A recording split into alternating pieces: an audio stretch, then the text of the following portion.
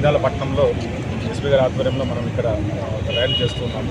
ముఖ్యంగా ఈ డ్రగ్స్ దాని యొక్క అనార్థాలు, అట్లా విధంగా ఆ డ్రగ్స్ తీసుకోవడము, దాంతోపాటుగా వారికి వచ్చే అడిక్షన్ తర్వాత వారు ఫేస్ చేసే ప్రాబ్లమ్స్ ఇవన్నీ మీద అవగాహన కల్పించడం కోసం మనం ఈరోజు ర్యాలీ చేస్తున్నాం.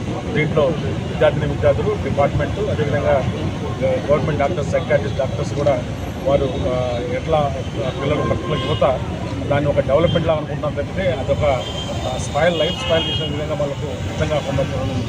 దాన్ని ముఖ్యంగా పర్టికులర్గా ఇంటర్మీడియట్ అబవ్ కాలేజెస్లో ఖచ్చితంగా ప్రతి కాలేజీలో కూడా హోర్డింగ్స్ పెట్టేసి, అదేవిధంగా ఈరోజు ర్యాలీతో పాటుగా ప్రతి కాలేజీలో కూడా వెళ్ళి మనము వాళ్ళకి పోలీస్ డిపార్ట్మెంట్ మేము అందరం కూడా ఒక అవేర్నెస్ కార్యక్రమం కూడా చేసి ఏర్పాటు చేస్తాము.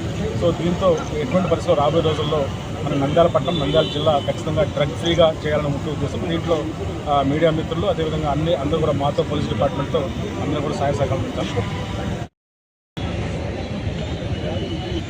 అందరికీ నమస్కారము. నా పేరు డాక్టర్ ఆరిఫా బాను. నేను ఇక్కడ జిఎస్ఆర్ హాస్పిటల్లో కన్సల్టెంట్ సైకాట్రిస్ట్గా వర్క్ చేస్తున్నాను. ఈరోజు నంద్యాలలో ఈ విధంగా డ్రగ్ అబ్యూస్ గురించి ఒకటి ర్యాలీ లాగా సెలబ్రేట్ చేసుకోవడం చాలా ఆనందాన్ని ఇస్తుంది. ఎందుకంటే మీ అందరికంటే ఎక్కువ మేము ఇలాంటి డ్రగ్ అబ్యూస్ అంటే ఏదైతే అలవాట్లయితే మద్యపానం కానీ, కెనాబిస్ కానీ, ఇంకా రకరకాల మందులకి అంటే మత్తు మాత్రం కూడా అలవాటైన వాళ్ళు చాలామంది ఉన్నారు. వాళ్ళనందరినీ మేము చూస్తున్నాము. ముఖ్యంగా వాళ్ళ ఫ్యామిలీ బాధలేంటో మాకు బాగా తెలుసు. ప్రతి ఒక్కళ్ళు అనుకుంటారు, అరే మత్తు మందులు ఎవరు వాడట్లేదు, ఆల్కహాల్ ఎవరు తీసుకోవట్లేదు, ఏవైతే ఏముంది మా ఇష్టం, మేము ఏమైనా తీసుకుంటాం, వీళ్ళకేంటి అన్నట్టు ప్రతి ఒక్కళ్ళు ఈ విధంగానే ఆలోచిస్తారు. కానీ ముఖ్యంగా ఏంటి అంటే వాళ్ళ ఫ్యామిలీ మెంబర్స్ ఎంత సఫర్ అవుతున్నారు అనేది కేవలం మాకు మాత్రమే అర్థమవుతుంది. సరే మీరున్నారు, కాలు విరుగుతుంది ఒకతనికి, ఏం చేస్తారు? సరే నువ్వు నడువురా, ఏమైంది, కాలు విరిగితే అయింది అని అంటారా? ఎవ్వరు అనరు. హాస్పిటల్కి తీసుకుని వెళ్తారు, కట్టించుకుంటారు, లేదా ఆపరేషన్ ఏదైనా ఉంటే చేయిస్తారు. అదేవిధంగా ఏదైతే మనిషి బానిస అయ్యాడో, ఆల్కహాల్కి కానీ, కెన్నాబిస్కి కానీ, ఎలాంటి మత్తు పదార్థాలకైనా బానిస అయ్యాడు అని మీకు తెలిస్తే మాత్రం ఖచ్చితంగా హాస్పిటల్కి తీసుకుని వెళ్ళాల్సిందే.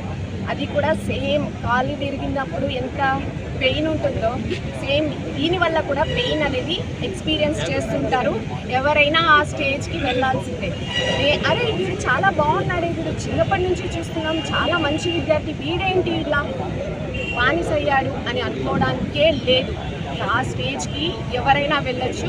మీలో ఎవరైనా వెళ్ళినా దానికి పరిష్కారం అనేది ఖచ్చితంగా ఉంది. సో ఎవరు భయపడద్దు, ఇదేదో ప్రాబ్లం లాగా చూడద్దు. దానికి డీటాక్స్ అనేది చేస్తాము.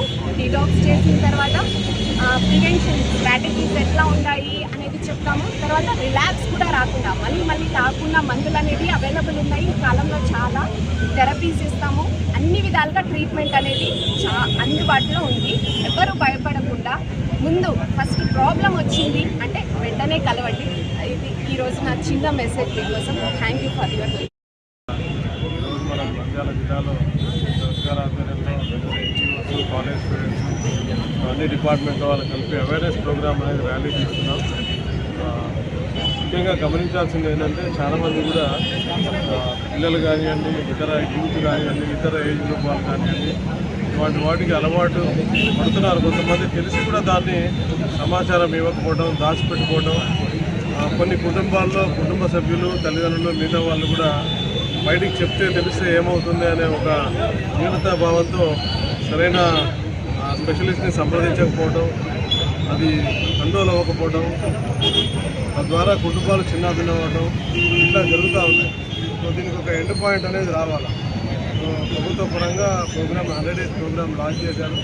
దీంట్లో సెఫ్ వైపు నుంచి, మా వైపు నుంచి, జిల్లా కలెక్టర్ గారి వైపు నుంచి, అదర్ డిపార్ట్మెంట్స్, అగ్రికల్చర్, ఫారెస్ట్, ఈ అన్ని డిపార్ట్మెంట్ కలిపి ఎక్కడెక్కడ పెంచుతున్నారు, ప్రత్యేకంగా గాంజా కానివ్వండి, ఎక్కడెక్కడ పెంచుతున్నారు, ఎక్కడి నుంచి ట్రాన్స్పోర్ట్ అవుతుంది, ఈ మూలాలన్నింటికి పోయి మేము వాళ్ళ మీద కేసులు పెట్టాము, కౌన్సిలింగ్ చేయడము, బందోబస్తు, అట్లా రకరకాల ప్రివెంటివ్ మెజర్స్ అన్నీ కూడా తీసుకోవడం జరుగుతుంది.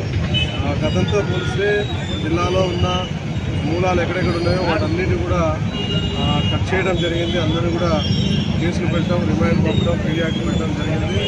ఆల్మోస్ట్ 90% కంట్రోల్లో వచ్చింది. ఎక్కడో దగ్గర రిపోర్ట్ ఒక 10% మాత్రమే ఉండొచ్చు. అది కూడా మీ అందరి సహకారంతో సమాచారం సేకరించి దాన్ని కూడా టోటల్గా కంట్రోల్ చేయాలనేది ఒకటి. ఎందుకు స్కూళ్ళు కాలేజ్ ఫ్రెండ్స్ వీళ్ళందరినీ ఇన్వాల్వ్ చేస్తున్నామంటే దాని యొక్క పర్యవసానం ఎలా ఉంటుంది అనేది వాళ్ళందరికీ తెలియాలి, బాధ ఎలా ఉంటుంది అనేది తెలియాలి. దానికి ఎవరు కూడా అట్రాక్ట్ అవ్వకుండా ఉండేలాగా వాళ్ళకి అవేర్నెస్ కల్పించాలన్నమాట.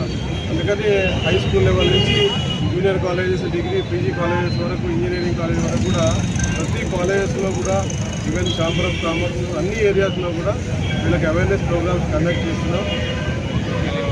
ఎక్కడన్నా ఎవరైనా దానికి బారిన పడితే వాళ్ళని ఎక్కువ చేయకుండా మనకి ఎన్జిఓస్ ఉన్నారు, డాక్టర్ ఉన్నారు, ఫ్రీగా వాలంటీర్ సర్వీస్ చేస్తారు, గోప్యత పాటించడం జరుగుతుంది. వాళ్ళు వచ్చి ట్రీట్మెంట్ చేయించుకోవచ్చు. దాన్ని కంట్రోల్ చేయడానికి అన్ని రకాల మార్గాలు ఉన్నాయి, ఉపాయాలు ఉన్నాయి. ఓన్లీ థింగ్ ధైర్యంగా ముందుకు రావాలి, కుటుంబ సభ్యులు ధైర్యంగా వాళ్ళు ముందుకు తీసుకురావాలి బయటికి. ఇది దయచేసి అందరూ సహకరించవలసిందిగా కోరుతున్నాను.